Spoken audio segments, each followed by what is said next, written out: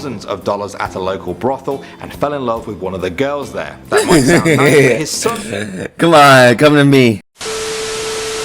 Reapers, what is good? It's your boy Laser. You guys advise back with another reaction video using the reaction content. So I continue to deliver that for you guys. This video is the top 10 shocking coma stories.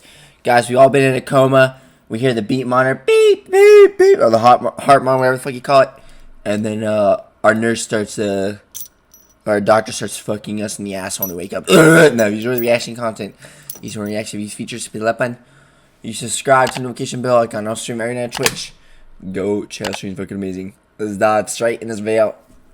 And this is the top 10 shocking stories. Coming at number 10, we have Edwarda Obara. In 1970, 16-year-old Edwarda was rushed to hospital. She was diabetic and shaking after not getting enough insulin. As she slipped in and out of consciousness. Wait, shaking? Dude, whenever I think of shaking, I think of the time I fucking, I drink this, I mistake this sparkling water brand for a fucking, I thought it was just straight up sparkling water, but it was actually, like, just, diet soda, basically. I drank, like, a whole fucking liter of it, bro, and I was shaking after, because my blood sugar was, like, spiking like crazy. It was scary. My dumbass mistaked it for, like, just actual, like, normal, like, sparkling water, but it wasn't sparkling water. It was fucking, it was basically just diet soda. It was terrible. It was horrible. I had this like certain ingredient. I think it starts with like an A-S something. I don't fucking know. You guys know what I'm talking about? But dude, that's like the scariest thing ever, bro. Having too much sugar like causes like you to have like panic attacks and shit. That's what I think of when he just said shaking. Like, holy fuck. Thus, she turned to her mother, Kay, and said, "Promise me you won't leave me, will you, mummy?" She promised that, but that was the last time they ever spoke. Edwarda fell into a deep coma, a coma which lasted for 42 years. In all that time, her mother never left her side. The mother died in 2007, and Edwarda's sister took over her full-time care. Finally, in 2012, Edwarda herself died at the age of 59, only having been conscious for 16 of those years. Alright, at number 9 now we have the addiction. In 2009, a toddler called Ya was hit by a speeding van in China. She spent 5 days in a coma with severe injuries. When she woke up, she had changed, shall we say. Her mother said that she started acting like an adult. She started drinking 3 glasses of beer a day and smoking cigarettes. A 3-year-old. Her mother found her hiding in a bathroom and smoking after stealing them,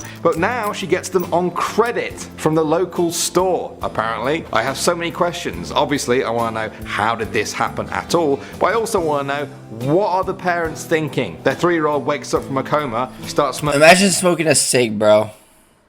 Imagine smoking a fucking cig. Couldn't be me, bro. This is a cig, right? Let me put this in my mouth.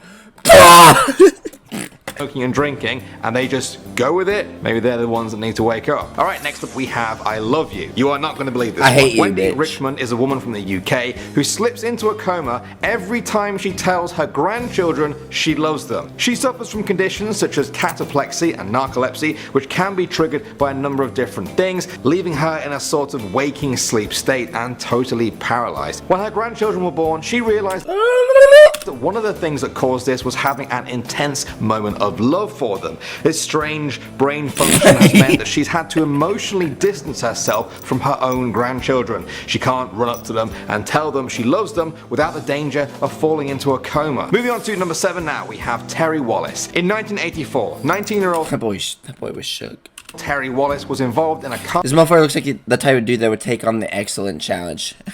Anyone that knows what I'm talking about had a great taste in childhood. I shouldn't even have to say the show because that would just defeat the whole purpose of what I was gonna say. Well, actually, no. Fucking, regular show, bro. Motherfucker has the trucker cap. He just seems like the type of dude that would take on the Excellent Challenge. Car accident that left him in a paralyzed state from the neck down and in a... That shit made me so mad, though. Because, like, I wish I would just eat the food and like not actually do the challenge, you know what I'm saying? Coma. Doctors thought he would never regain consciousness ever again, but his parents didn't think that was the case and they put him in a rehabilitation center. They visited him every other weekend for years, and then in 2003, 19 years after the accident, Terry woke up. He saw his mum and said "mama" and then asked for Pepsi and milk. He slowly recovered, and although he remains disabled and unable to form short-term memories, he can communicate with those around him. However, in many ways, he is still trapped in 1984. He refuses to acknowledge that he isn't 19 anymore, and he thinks the US president is Ronald Reagan. One last creepy fact is that this Ronald Reagan, my favorite milkshake. crash happened on Friday the 13th, and Terry started speaking again all those years later on, you guessed it, Friday the 13th. Coming out number 6 now, we have Sam Carter. In 2008, 60-year-old Sam Carter slipped into a coma after a case of Are these the Beatles? Severe anemia, where his red blood cell count got too low. At the hospital, he was in a coma for 3 days and was given just a 30% chance of recovery. His wife was desperate and asked if there was anything she could do to help. The doctors suggested playing music to him, so she placed some headphones on his head and played "I Can't Get No Satisfaction" by the Rolling Stones. And he woke up. Didn't they? Those motherfuckers are like what? In their like 80s now. They're still performing, I think. Well, actually, no. Didn't they stop doing? Did they stop doing tours? I don't remember. I remember a while ago their last tour was like near I live, which is Charlotte. I don't know. I think the Rolling Stones is good. I never really cared too much about them. But yeah. After fully recovering, Sam said that the song gave him new energy and pulled him out of his coma. The song choice was no accident either. His wife knew that it was the first single Sam had ever bought when he was 17 years old. If you guys were in a coma, what song do you think would wake you up? Next up at number 5 now, we have John Roach. He was a 50-year-old man who chose to be in a coma. He was suffering from chronic pain that left even the slightest touch to his skin feeling like a blowtorch. Nothing had worked, and so he took part in a radical new treatment, a ketamine-induced coma. He slipped into the coma for 5 days while the ketamine restarted his whole nervous system, kind of like rebooting a computer. Then they woke him up and they sent him home with small doses of the treatment to self-administer, but not enough to put him back into another coma. John says his life changed forever. He's now no longer in agony and can enjoy the simple things in life like holding his wife's hand or picking up his grandkids that he just hold my pee-pee couldn't do before the coma. Alright, coming out number 4 now, we have the sex addict. In May 2010, an 81-year-old granddad was put under house arrest because he developed a sex addiction after falling out of a plum tree and going into a coma for 4 days. That's it. That is the strangest sentence I've ever said in my life. But let's break it down. Angelo De Luca from Switzerland needed an operation after his coma, and when he woke up, he started spending thousands of dollars at a local brothel and fell in love with one of the girls there. That might sound nice, but his son... Come on, come to me. Come to me.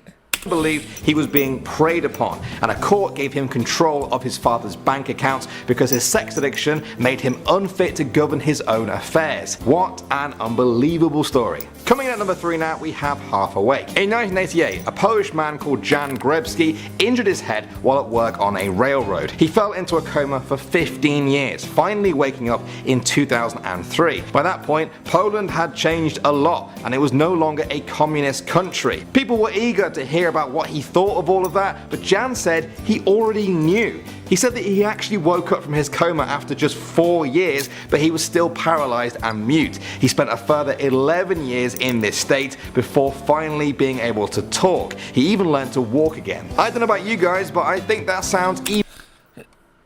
Wait, never mind. Dude, you know what's crazy? You wanna know the biggest NPCs ever, bro? Motherfuckers that have holes in their throats because they smoke too much. Loser.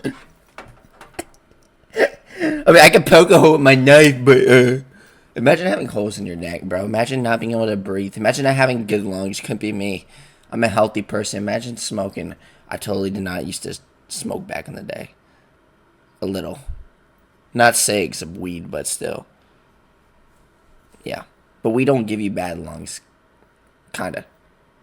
I mean, it can, but like not like can. Not Even 6. scarier, I would never want to be conscious but unable to communicate. Sounds like an absolute nightmare. Alright, next up at number 2 now, we have bilingual. People spend years of their lives mastering a second language, but for Sandra Ralic, it came to her in her sleep. This 13-year-old Croatian girl went into a coma for 24 hours, and when she woke up, she was unable to speak Croatian. Instead, she could communicate perfectly in German. This baffled everyone. Her parents said that she had only just started studying German at school, yet here she was, speaking it fluently and now unable to talk in the language she was raised with. If any of you guys are worrying about passing your French exams this year, please don't put yourself into a coma. It's not gonna work. Yeah. And finally now, at number 1, we have the F-bomb. In 2004, Joey Hopkins, a 22 Funky. Get funky with me. Get funky in the brain. Insane in the brain. 22-year-old British man fell into a coma after a serious car crash. His mother, Joanne, stayed by his bedside every single day for 41 days, hoping that he would show some sign of life. And then she noticed that he was trying to speak. She leaned in close to him to hear him whisper his first words since falling into the coma, and he said, "F off." Yeah, you heard me right. He told his mum to F off, but she cried with relief. She had told the nurse that she'd know he was getting better if he swore at her, and said that when he actually did, she believed it was his way of telling her he was going to be okay. After that, he slowly began the road to recovery. It's a very weird coma story, I know, but clearly that is a mother who knows the relationship with her son inside and out. Well guys, I hope you found these coma stories interesting. Well guys, that's it for this video. I hope you enjoyed it. Which one of those shocking coma stories was the most interesting to you? If you enjoy the reaction content, need more reaction videos in the future, here's what to do. I'll see you next one. Peace.